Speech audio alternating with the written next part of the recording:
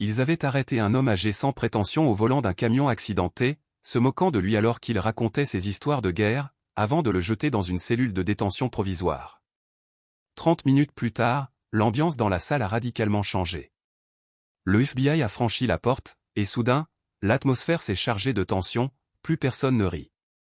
Permis et immatriculation, a déclaré catégoriquement l'agent Kevin Driscoll, sa main posée sur sa ceinture tandis que l'autre reposait nonchalamment sur le cadre de la vitre côté conducteur de la vieille camionnette Chevrolet. Le conducteur, un homme noir plus âgé avec des rides profondément gravées sur le visage et des yeux fatigués, se déplaçait à un rythme délibéré. « Oui, monsieur, répondit-il d'une voix grave, calme et mesurée. Son nom était Harold Traml, et tout en lui dégageait une ambiance d'endurance tranquille, un extérieur usé avec une stabilité intérieure.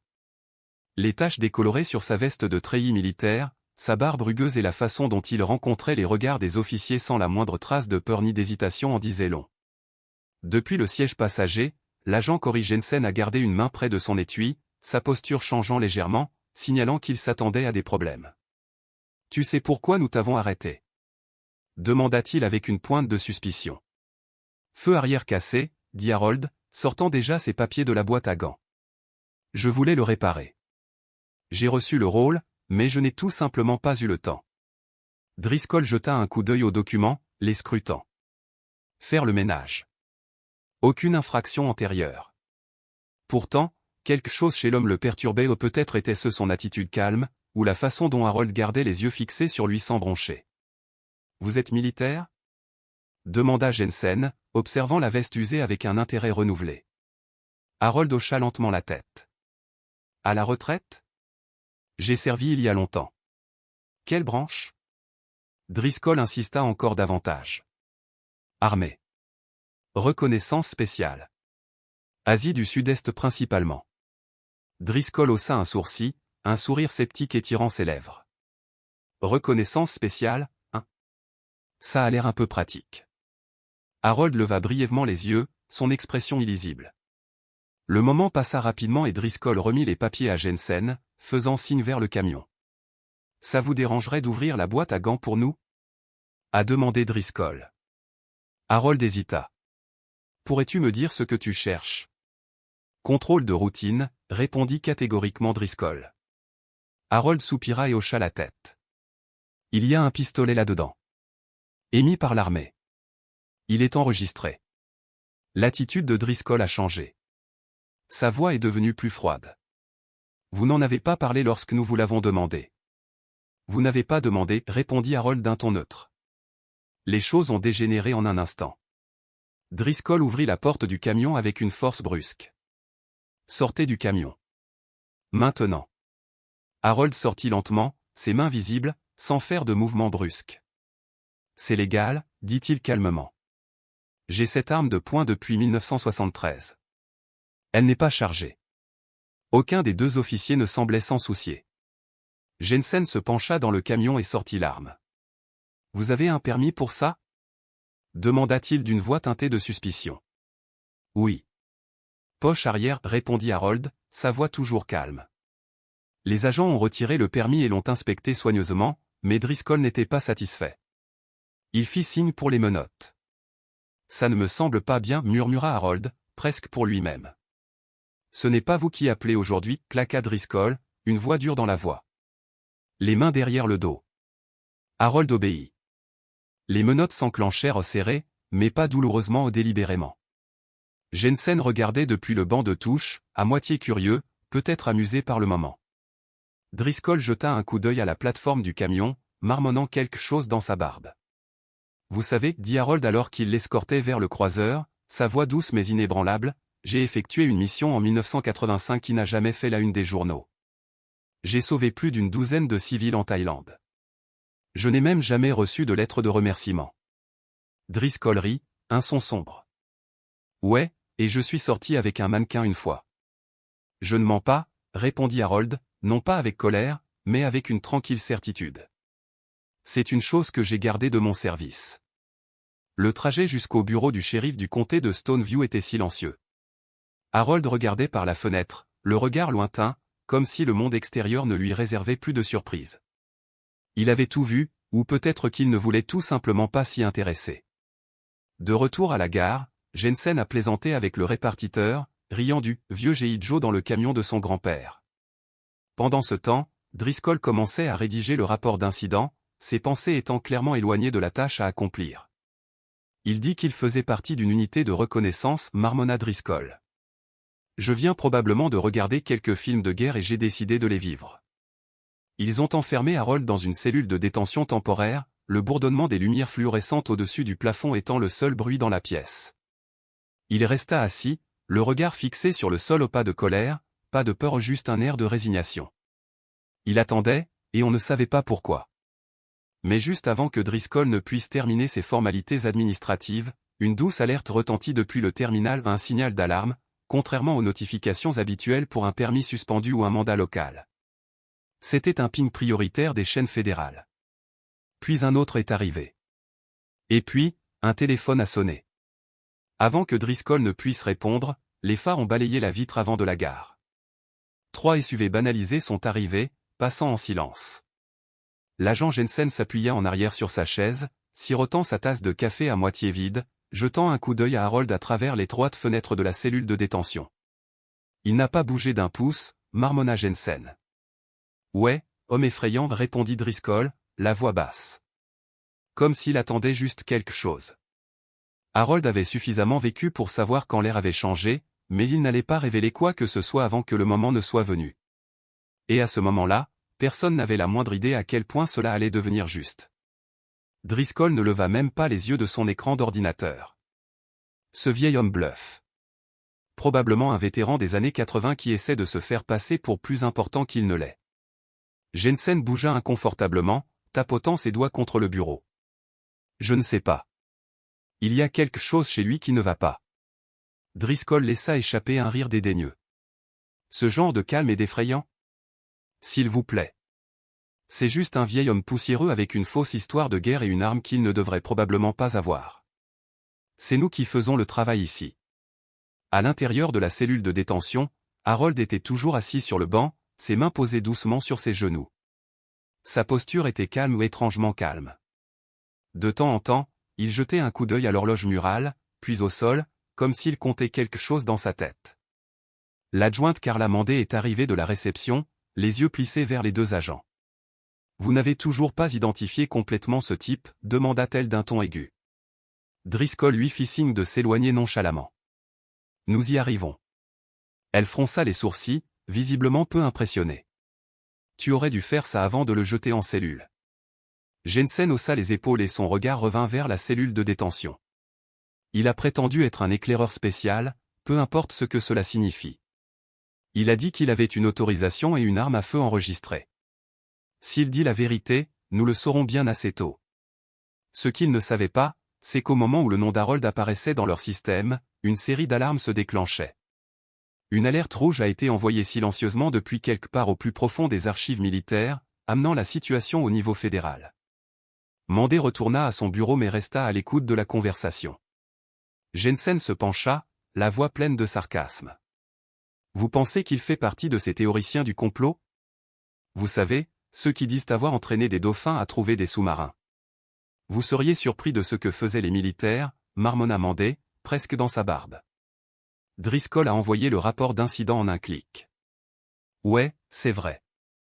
Et je suis censé croire que ce type a passé 30 ans dans une unité secrète, puis a décidé de parcourir l'Alabama dans une vieille Chevrolet rouillée. Droite? » Jensen rit. « Je parie qu'il dort avec un couteau sous l'oreiller. » De retour dans la cellule de détention, Harold parla, sa voix douce mais lourde de poids. « Vous avez déjà participé à une fusillade, les garçons? » Les 2 hommes se figèrent en le regardant.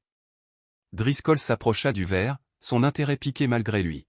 « Qu'est-ce que vous avez dit? » demanda-t-il, une pointe d'incrédulité dans la voix. Les yeux d'Harold ne quittèrent jamais ceux de Driscoll alors qu'il continuait, sa voix ferme et inébranlable. « Je vous ai demandé si vous aviez déjà eu à passer entre une mère et la lunette d'un tireur d'élite pour décider qui vivrait une minute de plus. » Driscoll rit, un son amer et creux. « On y va encore une fois. » Mais Harold ne plaisantait pas. « Je me souviens encore de ses yeux, » a-t-il poursuivi, le regard lointain. Elle ne parlait pas anglais, mais je savais ce qu'elle disait. Et j'ai pris la photo. Je n'en suis pas fier, mais je l'ai fait. La pièce devint soudain silencieuse. Jensen, qui souriait narquoisement, s'arrêta au milieu d'un rire. Le poids du moment pesait sur eux, suspendu dans les airs comme un épais brouillard. Vous pouvez me croire ou non, dit calmement Harold. Mais si vous pensez que je ne suis qu'un vieil imbécile avec une histoire, vous n'y prêtez pas attention. Driscoll resta silencieux un moment, puis se moqua en se détournant. Il se moque de nous. Ne tombez pas dans le piège, marmonna-t-il. Mais l'ambiance dans la pièce avait changé. C'était plus lourd, presque suffocant. Juste au moment où la tension atteignait son paroxysme, le téléphone sonna à la ligne 3, une ligne directe rarement utilisée. Driscoll décrocha, sa voix incertaine. Bureau du shérif de Stoneview. La voix à l'autre bout du fil était aiguë et pragmatique. Vous avez Harold Traml en garde à vue? Driscoll cligna des yeux. Ouais. Qui demande? Voici l'agent Valdez du bureau. Nous sommes en route. Ne le relâchez pas. Ne le déplacez pas, gardez-le en sécurité et ne lui parlez en aucun cas. Driscoll resta figé un instant, sans voix. Attends, quoi, balbutia-t-il, mais l'appel était déjà terminé. Mandé, qui écoutait, se leva lentement de son bureau, les sourcils froncés. Est-ce qu'il vient d'eux? Avant qu'elle ait pu terminer, des phares brillèrent à nouveau à travers les fenêtres de la gare. 3 SUV banalisés se sont arrêtés en douceur à l'extérieur, leurs moteurs ronronnant. Des hommes en costume affluaient sans hésitation, leurs mouvements étaient précis, coordonnés. Les portes d'entrée s'ouvrirent et 4 agents fédéraux entrèrent, flanqués de 2 agents en uniforme de la division d'intervention rapide du bureau. La présence des agents était imposante, silencieuse mais écrasante. L'air dans la pièce semblait changer, chargé d'une énergie qui figea Driscoll sur place. Jensen déglutit difficilement, la gorge sèche. Mandé recula instinctivement. L'agent principal a montré son insigne, ses yeux ne quittant jamais Driscoll. Où est Harold Traml? Driscoll chercha une réponse. Le regard de l'agent Valdez était inébranlable. Nous allons le prendre à partir d'ici. Alors que Valdez passait, il ajouta sans se retourner, sa voix traversant le silence, nous avons besoin d'accéder à toutes les images, à tous les documents et à tout ce qui a été dit ou fait depuis l'arrestation. Sur ce, l'agent Valdez traversa directement la station, ses yeux scrutant la pièce comme s'il connaissait déjà chaque recoin de l'endroit, sa disposition, son éclairage, son odeur. Son manteau bougeait à peine alors qu'il bougeait avec détermination et silence, son insigne tenu vaguement dans sa main. Derrière lui, les agents Hollow et Chin se déplaçaient avec la même efficacité, s'arrêtant vers les postes de travail les plus proches. Pas de temps perdu. Ils se sont immédiatement connectés, récupérant les dossiers et les enregistrements vidéo comme s'ils l'avaient fait 100 fois auparavant. Driscoll s'avança, la voix tremblante de frustration. Attends. Que se passe-t-il ici? Tu ne peux pas entrer comme ça. L'agent Valdez n'a pas ralenti, coupant Driscoll sans même se retourner. Vous êtes assis sur un actif protégé. Cet homme ne doit pas être interrogé, touché ou traité à moins d'être autorisé par le commandement fédéral. Si vous avez un problème, n'hésitez pas à appeler le Pentagone.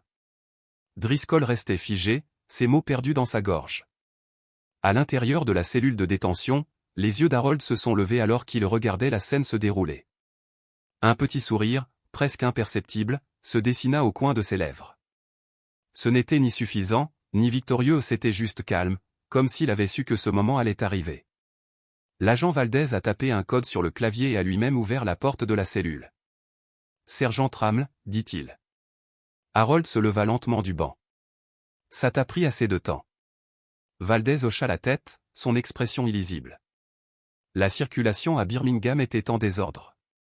Les articulations d'Harold craquaient à mesure qu'il bougeait, ses genoux étaient raides, mais il y avait une grâce indéniable dans ses mouvements, un contrôle silencieux qui démentait son âge. « Il vous traite comme un suspect ?» a demandé Valdez, sa voix neutre. « J'ai eu pire » répondit Harold, jetant un bref coup d'œil à Jensen et Driscoll. « Au moins, ils ne m'ont pas demandé dans quelle unité j'avais servi 3 fois de suite comme l'ont fait les dernières. » Jensen, visiblement nerveux, prit la parole. « Écoutez, nous ne savions pas qui il était. Le pistolet. Il n'a pas été déclaré et nous avons dû suivre la procédure. Vous ne le saviez pas parce que vous n'avez pas pris la peine d'écouter, intervint froidement l'agent Chin, ses doigts toujours en train de taper sur un poste de travail. Et maintenant, vous êtes signalé dans notre système pour avoir mal géré une personne sensible de classe A. Félicitations. La pièce était d'un silence assourdissant. Valdez se tourna vers Mandé. Madame, avez-vous été impliquée dans l'arrestation? Non, monsieur, répondit-elle rapidement. J'étais à la réception.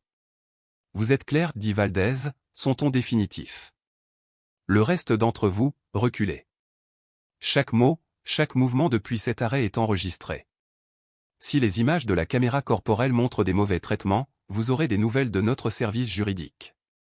Chin imprima un document et le tendit à Jensen. Voici ce que vous avez manqué. Harold Traml, ancien sergent-chef de la 4e unité de reconnaissance. Classé noir pendant la majeure partie des années 80 et 90. Stationné en Thaïlande, au Salvador, à Beyrouth et en Sierra Leone. Médaille de la vaillance. Citation du Pentagone pour la préservation de la vie civile. Jensen regarda le papier, son expression étant incrédule. Les pièces commençaient à se mettre en place, mais la vérité était bien plus compliquée que tout ce qu'il avait imaginé. Driscoll cligna des yeux, confus, luttant pour comprendre la situation. Mais pourquoi un gars comme ça serait-il signalé? Le regard de Valdez se tourna lentement vers lui, l'ombre de quelque chose de plus profond dans ses yeux. Parce que le sergent Traml n'est pas n'importe quel vétéran. Il fait partie d'un vaste programme fédéral de protection de longue date pour les agents dont les actions continuent de peser sur le droit international. L'arme pour laquelle vous l'avez arrêté? Elle est liée à une mission qui a empêché qu'une ambassade entière ne soit réduite en cendres en 1989. Avez-vous une idée du nombre de personnes qui tueraient pour mettre la main sur quelqu'un comme lui? La voix de Jensen baissa, avec une note de réalisation. Attends, tu veux dire que quelqu'un le suit? La voix de Chin était froide et inflexible. Ce n'est peut-être pas le cas, il l'est. Driscoll recula involontairement, comme si le poids de son incompréhension suffisait à le brûler. Nous n'en avions aucune idée. Non, répondit Valdez, sa voix coupant la tension. Tu ne l'as pas fait. Et c'est là le problème. En arrière-plan, un agent a discrètement téléchargé les images de la caméra embarquée et de la caméra corporelle sur un lecteur sécurisé. Chaque instant depuis l'arrêt était capturé, chaque sourire narquois, chaque insulte. Harold se tenait tranquillement, regardant les débats. Il n'était pas en colère, il avait l'air las, comme un homme qui avait gardé plus de secrets qu'il ne pouvait en compter et qui avait depuis longtemps renoncé à espérer de la gratitude. « Voulez-vous porter plainte ?» a demandé Valdez, sa voix mesurée. Harold secoua la tête. « Ça n'en vaut pas la peine. Mais j'aimerais récupérer mon arme de poing. » L'agent Hollow l'a remis dans un étui scellé, encore chaud du scanner. « Vous êtes innocenté. » Harold l'accepta sans un mot et se tourna vers Driscoll. « As-tu déjà arrêté quelqu'un parce qu'il avait l'air de poser problème, même si ton instinct te disait le contraire ?» Driscoll ne répondit pas. « Peut-être la prochaine fois, dit Harold, d'un ton calme mais ferme. Vous demandez avant de supposer. » Juste au moment où Harold commençait à partir, Mendes s'avança, tenant quelque chose à la main, les plaques d'identité militaire d'Harold, qui s'étaient glissées sous le bureau. Harold prit les étiquettes dans sa main, ses doigts effleurant le métal usé. Les bords étaient estompés, les chiffres à peine lisibles, mais ils avaient toujours une signification au plus qu'un simple rappel de qui il était. Il faisait partie de lui et aucune arrestation ne pouvait l'enlever. Mendes le regarda attentivement. « Tu faisais vraiment partie de la 4e reconnaissance ?» Il hocha la tête une fois. Il nous traitait de fantômes. Nous allions là où les autres ne voulaient pas. Nous sortions quand nous le pouvions. Driscoll se tenait sur le côté, les bras croisés, s'efforçant de supprimer le poids de sa prise de conscience. Jensen se contenta de regarder le sol, les blagues qu'il avait faites résonnant dans sa tête comme des fantômes d'erreurs qu'il valait mieux ne pas dire. Valdez fit signe aux autres agents de leur accorder un moment. La pièce s'éclaircit juste assez pour laisser planer dans l'air un rare silence. Harold se tourna vers le bureau, sortant une fine enveloppe de sa veste. L'enveloppe était jaunie avec le temps, le sceau militaire étant à peine visible sous les couches de ruban adhésif. « C'est mon dernier dossier de mission », a déclaré Harold. « Déclassifié l'année dernière. Ils me l'ont envoyé par courrier comme si c'était un livre de bibliothèque en retard. » Il le posa sur le bureau, ses doigts effleurant le papier une dernière fois. « Thaïlande, 1985, commença-t-il, la voix ferme malgré le poids du souvenir. Nous effectuions une opération de reconnaissance près de la frontière. Les renseignements nous ont fait cibler un groupe rebelle détenant des otages dans une école reconvertie. 4 Américains, 2 travailleurs humanitaires, un photojournaliste et un garçon de 6 ans. Driscoll fronça les sourcils. Je n'ai jamais rien entendu à ce sujet. Tu n'étais pas censé le faire, répondit doucement Harold. Nous les avons fait sortir. Le prix était de 4 membres de mon équipe. Les meilleurs hommes que j'ai jamais connus. Il s'arrêta, ses mots suspendus dans les airs comme une encre tirant sur quelque chose de profond à l'intérieur. J'ai vécu longtemps, a-t-il poursuivi. Mais chaque fois que j'entends quelqu'un rire comme s'il savait à quoi ressemble la guerre, à quoi ça ressemble, j'aimerais qu'il puisse en emporter un seul jour dans sa poche. Justin. Valdez s'appuya contre le mur du fond, les bras croisés. La plupart des missions dirigées par Harold n'ont jamais été mises sur papier. C'est pourquoi nous suivons son nom, a ajouté doucement Mendes. Il n'est pas une menace. Il est un témoignage vivant de choses dont ce pays ne veut pas se souvenir. Mais pourquoi a-t-il été signalé si rapidement? Demanda Jensen, essayant toujours de reconstituer les choses. Chin rentra dans la pièce, tenant un dossier, et la pièce devint encore plus silencieuse. Il y a 3 semaines, le nom de Traml est apparu sur une liste divulguée dans d'anciennes archives de la CIA. Quelqu'un a retracé ces noms. Et certaines des personnes liées à cette liste ont déjà disparu. Harold laissa échapper un demi-rire, le son creux par l'expérience. Alors vous voyez pourquoi je n'apprécie pas vraiment d'être traîné hors de mon camion comme si j'étais un criminel essayant de cambrioler une station-service. Jensen se frotta la nuque, la culpabilité commençant à l'envahir. Écoute, mec, je ne savais pas. Non, dit Harold en croisant son regard. Tu ne l'as pas fait. Mais tu aurais dû me traiter comme un homme, ce n'est pas un problème. La tension dans la pièce n'était plus seulement entre Harold et les officiers, elle était épaisse, omniprésente et inexprimée. Il s'étendait dans tous les coins de l'espace, remplissant le silence, amplifiant le poids de chaque hypothèse inconsidérée qu'ils avaient formulée. Valdez s'avança. Nous avons essayé de retirer des gars comme Harold de la vue du public avant que les mauvaises personnes ne les rattrapent. Mais chaque fois que l'un d'entre eux est signalé, c'est un risque. Ce soir, vous avez ajouté à cela. Driscoll regarda à nouveau Harold. Cette fois, il y avait quelque chose de différent dans son regard. Pas de soupçon. Pas de jugement. Juste une compréhension de combien il avait sous-estimé l'homme en face de lui. Je vais écrire une déclaration, a déclaré Driscoll, la voix légèrement brisée. Détail complet de l'incident. Harold haussa un sourcil. Écris-le pour toi. Pas pour moi.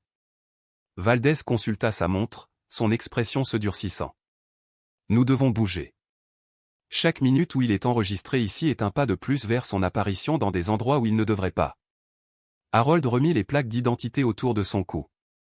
Le métal ne faisait aucun bruit, comme si lui aussi avait appris l'art du silence. Mendes hésita avant de parler, la voix douce. Vous restez toujours en contact avec des membres de votre équipe? Harold secoua lentement la tête. Sur nous 11, je suis le dernier à respirer. Juste au moment où ils étaient sur le point de partir, Valdez s'arrêta à la porte et se tourna vers Harold. Il y a autre chose. Les mots qui suivirent semblaient suspendus dans l'air, épais et lourds, comme s'ils portaient le poids d'années de secrets. Harold était en attente d'une opération qui n'avait jamais été lancée. Le Pentagone n'avait jamais confirmé pourquoi, mais c'était la raison pour laquelle il n'avait jamais perdu sa trace. La voix de Valdez était désormais plus calme. Disons que cela était censé se produire sur le sol américain. Et si c'était le cas, ajouta Harold sans broncher, vous parleriez tous de cet homme avec beaucoup plus d'attention. Harold ne se retourna pas en sortant de la pièce. Il avait appris depuis longtemps à se déplacer sans avoir besoin d'être suivi par une foule. Ses bottes touchaient le sol à un rythme régulier, comme un homme de retour en patrouille, chaque pas déterminé, chaque regard délibéré. Mais avant qu'ils aient pu atteindre le couloir, une camionnette de presse locale s'est arrêtée sur le parking. Quelqu'un les avait prévenus, et maintenant le chaos ne faisait que commencer. Le bruit d'un objectif de caméra zoomant depuis l'extérieur du bâtiment était suffisant pour attirer l'attention de tout le monde sur l'entrée. Channel 8 News était arrivé, un caméraman et un journaliste de terrain, tous deux se précipitant vers le bâtiment. Valdez marmonna dans sa barbe, bon sang, et s'avança pour l'intercepter. Harold n'a pas changé son rythme. Il marchait plus lentement maintenant, mais avec une dignité tranquille, du genre qui n'avait besoin de la validation de personne d'autre. Ses bottes frappèrent le carrelage avec un rythme déterminé. Chaque pas a été mesuré. Chaque regard délibéré. Dehors, la journaliste était déjà branchée au micro, son appareil photo prêt à l'emploi. « Monsieur, est-il vrai que vous avez été arrêté à tort ici ce soir ?» La question restait en suspens comme une accusation, mais Valdez se tourna calmement, sa voix ferme mais inébranlable. « C'est une affaire fédérale. » Pas de commentaire, a-t-il répondu, ses mots aussi fermes que définitifs. Harold s'arrêta devant la porte, sa main posée légèrement sur la barre de poussée. Il jeta un coup d'œil en arrière, juste assez pour éviter de regarder directement les caméras, mais toujours assez près pour parler avec intention. Il pensait que j'étais quelqu'un que je ne suis pas, dit-il d'une voix mesurée. Parce que je ne m'habillais pas comme eux. Parce que je suis resté silencieux. Parce que je suis noir. Mais je suis celui que je prétends être, et je porte ce pays sur mon dos depuis bien plus longtemps que la plupart des gens ne s'en souviennent. Le journaliste a essayé de poser une autre question, mais Valdez a doucement guidé Harold hors de la station, le protégeant des flashs brillants et durs des caméras. Aucune sirène n'a retenti, aucun chaos n'a éclaté. Juste la présence élégante et silencieuse des SUV qui attendent dans le noir, leurs vitres teintées offrant une sorte d'anonymat discret. Alors qu'Harold montait dans le véhicule, il croisa les yeux demandés à travers la fenêtre de la gare. Elle n'a pas fait signe. Elle n'a pas souri. Mais la façon dont elle se tenait là, calme et immobile, disait tout. Il y avait quelque chose qu'elle comprenait maintenant qu'elle n'avait pas compris auparavant. À l'intérieur de la gare, Jensen était assis affalé à son bureau, tapotant distraitement un stylo contre son genou, l'esprit loin de la tâche à accomplir. Driscoll, quant à lui, était fasciné par les images de la caméra corporelle. Les scènes se rejouaient avec beaucoup de détails, ses ordres durs, le sourire moqueur sur son visage quand Harold mentionnait son service militaire, la façon dont le pistolet était emballé comme s'il appartenait à un criminel. Chaque instant était là au brut, sans vernis, un miroir reflétant un mépris désinvolte. Mandé se détourna de l'écran, sa voix calme mais ferme. « Tu vas devoir répondre de ça. » Le signe de tête de Driscoll fut lent et réticent. « Je sais. » Dehors, les portes du SUV se ferment avec un léger bruit sourd. Valdez n'a pas beaucoup parlé pendant le trajet, laissant le silence s'étendre entre eux. Harold s'appuya contre le siège, les yeux ouverts mais distants, le poids de la nuit pesant toujours sur lui. « Pas détendu ?» demanda Valdez à voix basse. « Je ne me suis jamais détendu, » répondit Harold sans perdre un instant. « Mais ça va ?» demanda Valdez, l'inquiétude perçant dans son ton. Harold ne répondit pas tout de suite. Ensuite, ils m'ont traité comme si je n'existais pas, dit-il doucement.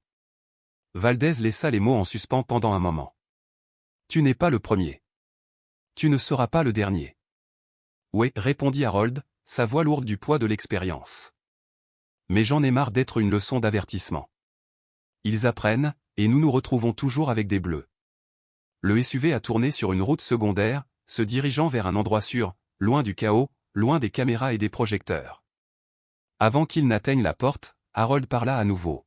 « Tu sais à quoi je pense le plus ?» il a demandé. « Qu'est-ce que c'est ?» Valdez répondit en lui jetant un coup d'œil. « Ce gamin en Thaïlande, » dit Harold, sa voix plus calme maintenant. « L'enfant de 6 ans. Celui que j'ai transporté dans un sac de riz, juste pour qu'il ne soit pas vu. » Valdez se tourna légèrement, sa curiosité piquée. « Tu l'as sauvé. » Peut-être, répondit Harold. Ou peut-être que j'ai simplement retardé ce que le monde lui réservait déjà. Le véhicule s'est arrêté et Valdez a ouvert la portière, permettant à Harold de sortir à son rythme.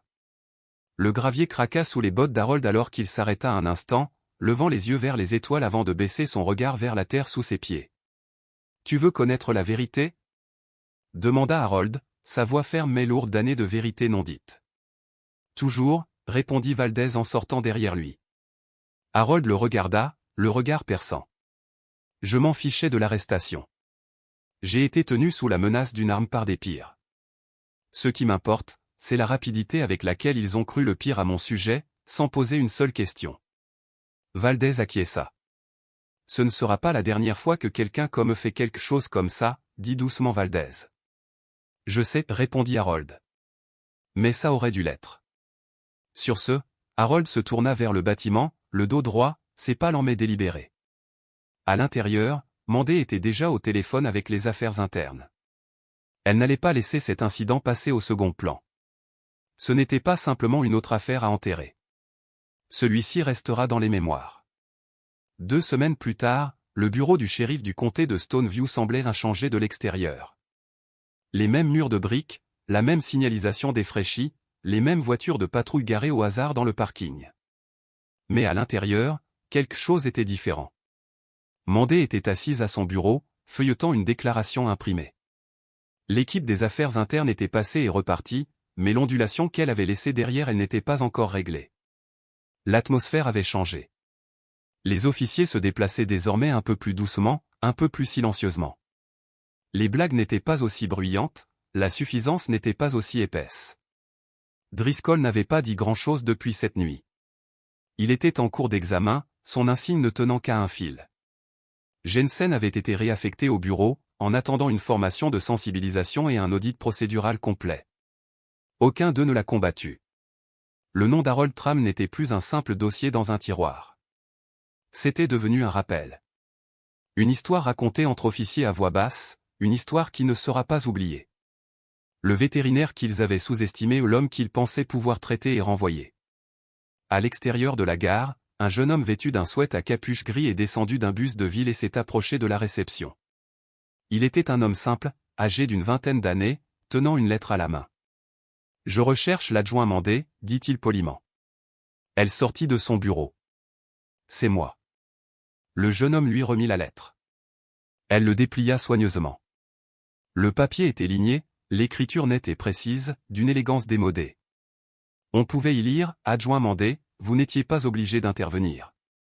Mais vous l'avez fait. Cela en dit plus sur vous que l'insigne que vous portez. Je n'ai pas besoin de justice. J'ai déjà eu ma part de combat. Mais je crois en la responsabilité, et vous êtes la raison pour laquelle je crois toujours que c'est possible. Merci, Harold Traml. Mandé l'a lu 2 fois. La signature était nette, stable, écrite à l'encre noire. Elle plia la lettre lentement, la poitrine serrée par une émotion qu'elle ne parvenait pas à nommer. « Est-ce qu'il t'a demandé d'apporter ça ?» elle a demandé au jeune homme. Il hocha la tête. Il reste à l'extérieur de Birmingham pendant un certain temps. Hors réseau. Il ne veut pas d'attention. Mandé offrit un petit sourire complice. Dites-lui qu'il n'est pas oublié. Le jeune homme hocha la tête et partit aussi discrètement qu'il était arrivé. À l'intérieur, Driscoll était assis seul dans le vestiaire, regardant son reflet. Pas d'uniforme aujourd'hui, juste une chemise simple et le sentiment que quelque chose n'est pas terminé. Il a sorti un bloc-notes de son casier et a griffonné « J'ai vu un homme, je ne lui ai pas demandé qui il était. » Il l'a traité comme un dossier, pas comme une personne. Il ferma le bloc-notes et le remit dans le tiroir. Peut-être que personne d'autre ne le lirait jamais. Mais il le ferait. Dans un centre de ressources pour anciens combattants situé à 30 miles de la ville, Harold était assis en face d'un jeune vétéran nommé Julian. Ils restèrent tous les deux assis en silence, le poids de leur expérience commune pesant entre eux. Julian parlait par courtes rafales. Trop de souvenirs. Pas assez d'espace pour les contenir. Je me réveille en pensant que quelqu'un va enfoncer la porte, a-t-il déclaré. Même si je suis de retour chez moi, même si cela fait 3 ans, je n'arrive pas à l'éteindre. Harold se pencha en avant, la voix ferme. Vous ne l'éteignez pas. Vous apprenez simplement où le placer. Il ne disparaît pas. Il arrête simplement de diriger tout le spectacle. Julian le regarda, cherchant à comprendre. Combien de temps cela vous a-t-il pris? Harold eut un léger sourire. Je compte toujours. Ils étaient assis en compagnie tranquille, les 2 hommes portant plus que ce que les mots pouvaient exprimer. Et dans ce silence, il y avait une sorte de paix. Pas parfait, pas entier, mais réel. De retour à Stoneview, Mandé a épinglé la lettre d'Harold dans son casier. Pas de projecteur. Pas de cérémonie. Juste un simple rappel. Parfois, les personnes que nous licencions portent les histoires les plus lourdes. Et parfois, une mauvaise décision devient un miroir dont nous ne pouvons détourner le regard. Si cette histoire vous a interpellé, abonnez-vous pour d'autres histoires humaines, des histoires qui nous rappellent à quel point nous nous trompons facilement et combien il est important d'écouter avant d'agir.